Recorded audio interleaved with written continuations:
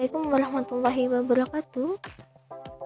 Kami di sini kelompok 7 apresiasi drama akan memperkenalkan nama kelompok. Yang pertama yaitu Fitriatur Rasyida dengan NIM 12210193002. Yang kedua yaitu Raden Ayu Nur Kalimah Sahada dengan NIM 12210193004. Yang ketiga yaitu Nur Amalia Balkis dengan NIM 12210193036.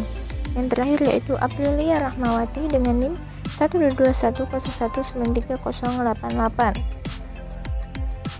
Kami di sini akan menjelaskan mengenai manajemen produksi pementasan drama dan komponen dalam produksi pementasan drama. Yuk, simak penjelasan kami selanjutnya. Di sini saya Nur Amalia Balkis, NIM 12210193036 akan menjelaskan mengenai manajemen produksi pementasan drama. Manajemen pertunjukan adalah proses merencanakan dan mengambil keputusan, mengorganisasikan, memimpin dan mengendalikan sumber daya manusia, keuangan, fisik dan informasi yang berhubungan dengan pertunjukan agar pertunjukan dapat terlaksana dengan lancar dan terorganisir. Fungsi dari manajemen pertunjukan meliputi yang pertama perencanaan, pengorganisasian dan pengendalian. Perencanaan. Dalam perencanaan ini yang pertama dilakukan adalah menetapkan sasaran, lalu memilih tindakan yang akan diambil dari berbagai alternatif yang ada. Yang kedua adalah pengorganisasian.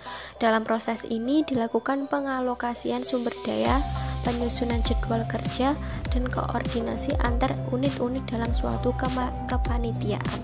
Yang ketiga adalah pengendalian. Pengendalian di sini berarti membandingkan perencanaan dengan realisasi, lalu mengambil tindakan koreksi atas realisasi yang tidak sesuai dengan perencanaan. Berbicara tentang manajemen produksi teater, agar pertunjukan atau pementasan teater berjalan sukses, maka diperlukan adanya kerjasama di antara pekerja seni. Untuk mewujudkan kerjasama tersebut dibutuhkan yang namanya manajemen.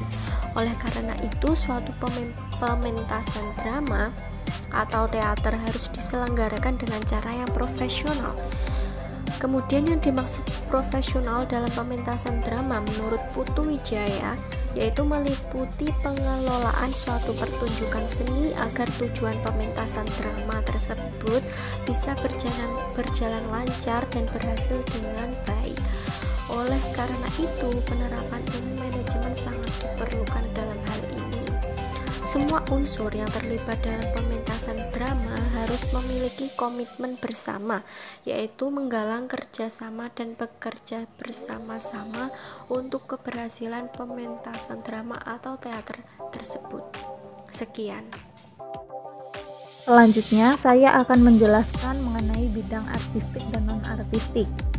Manajemen produksi membidangi dua bagian, yaitu bidang artistik dan non-artistik. Yang pertama yaitu bidang artistik. Bidang artistik adalah sebuah tim yang dibuat untuk mengurusi dan mengatur hal-hal yang berhubungan dengan pementasan seni pertunjukan, yaitu dalam proses latihan dan pelatihan.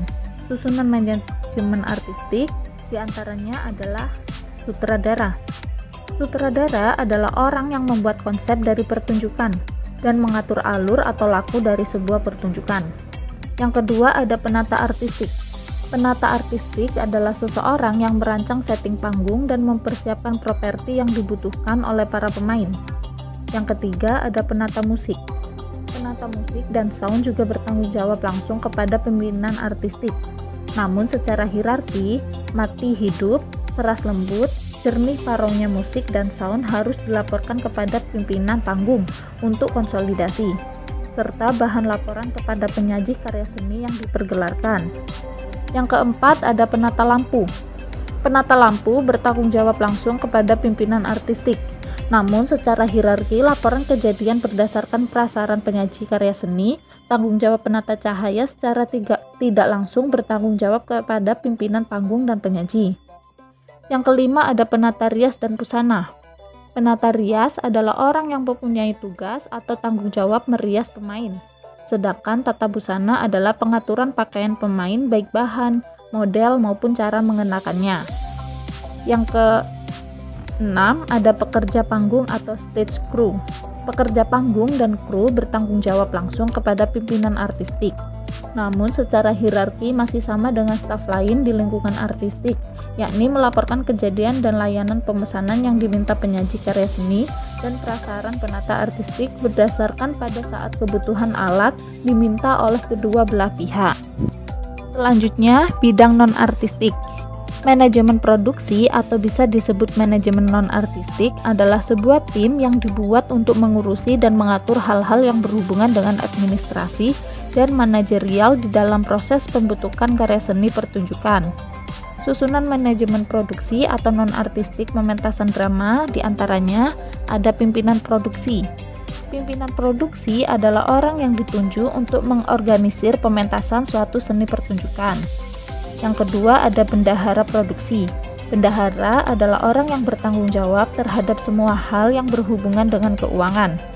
Yang ketiga ada humas atau publikasi. Urusan publikasi bertanggung jawab terhadap segala urusan promosi dari kegiatan pementasan pertunjukan. Yang keempat ada dana usaha. Usaha perdanaan bertanggung jawab terhadap penyediaan dana yang dibutuhkan dalam proses dan pelaksanaan pementasan seni pertunjukan. Yang kelima ada tiketing. Mereka bertanggung jawab atas penjualan dan pembelian karcis pertunjukan. Bagian karcis juga bertugas dalam menghitung kapasitas dari gedung dan berapa tiket yang akan dijual. Yang keenam ada dokumentasi. Urusan dokumentasi dikerjakan dan menjadi tanggung jawab seorang dokumentator, yaitu orang yang bertanggung jawab atas dokumentasi kegiatan. Yang ketujuh ada seksi transportasi. Seksi yang bertanggung jawab atas kelancaran dan tersedianya transportasi selama kegiatan. Dan yang terakhir ada seksi konsumsi. Seksi konsumsi yaitu orang-orang yang diberi tugas dan tanggung jawab untuk menyediakan konsumsi agar proses kerja berjalan dengan penuh semangat. Komponen produksi dalam pementasan drama. Yang pertama yaitu naskah. Naskah drama merupakan suatu karangan yang mana isinya terdapat cerita atau lakon. Dalam naskah juga dimasukkan nama-nama tokoh dalam cerita, peran tokoh, dialog yang diucapkan, dan keadaan panggung yang diperlukan. Kedua yaitu sutradara. Sutradara merupakan pemimpin dalam pementasan drama. Sebagai pemimpin yang mempunyai tanggung jawab dalam kesuksesan pementasan drama, sutradara ini harus membuat suatu perencanaan yang benar-benar matang. Tugas seorang sutradara ialah sangat banyak dan cukup memberatkan, seperti pada memilih naskah, menentukan pokok dalam penafsiran naskah, memilih pemain, melatih pemain, bekerja dengan staf, dan mengkoordinasikan setiap bagian. Yang ketiga yaitu aktor. Orang yang melakukan acting, yaitu pemain drama. Pengertian aktor bisa menjangkau pemain pria dan wanita, khususnya para pemain wanita yang mana disebut dengan aktris. Yang keempat yaitu panggung. Panggung merupakan tempat para aktor yang memainkan drama. Biasanya panggung dibuat lebih tinggi daripada tempat duduk penonton, agar penonton yang duduk paling belakang pun dapat menyaksikan apa yang diperagakan aktor di panggung. Adapun panggung berdasarkan bentuk. Yang pertama yaitu arena. Menurut Santoso dalam Seni Teater Jilid 2, panggung arena ialah panggung yang penontonnya melingkar atau duduk mengelilingi panggung. Karena bentuknya yang dikelilingi penonton, maka penata panggung dituntut kreativitasnya untuk mewujudkan suatu set dekor. Kemudian yang kedua yaitu proscenium. Panggung proscenium ini disebut sebagai panggung bingkai karena penonton menyaksikan aksi para aktor dalam lakon melalui sebuah bingkai atau lengkung proscenium. Yang ketiga yaitu trus. Panggung trus ini seperti pada panggung proscenium, tetapi 2/3 bagian depannya menjorok ke arah penonton. Pada bagian depan yang menjorok ini, penonton dapat duduk di sisi kanan dan kiri panggung. Panggung trus ini seperti gabungan antara panggung arena dengan panggung proscenium. Adapun panggung berdasarkan kondisi fisiknya, yaitu teater terbuka, yang merupakan pertunjukan seni dilakukan pada ruangan terbuka. Kedua yaitu teater tertutup, yang berarti pertunjukan seni dilakukan pada ruangan tertutup. Dan yang terakhir yaitu teater semi tertutup, yang merupakan panggung pertunjukan semi tertutup ini perpaduan dari teater terbuka dan tertutup, di mana bagian yang tertutup hanya pada stage saja, sedangkan pada bagian bangku penonton dibiarkan terbuka. Kemudian ada panggung berdasarkan jenis pertunjukannya. Yang pertama yaitu drama simfoni, drama dengan tarian, arak-arakan, dan pengerahan massa yang banyak.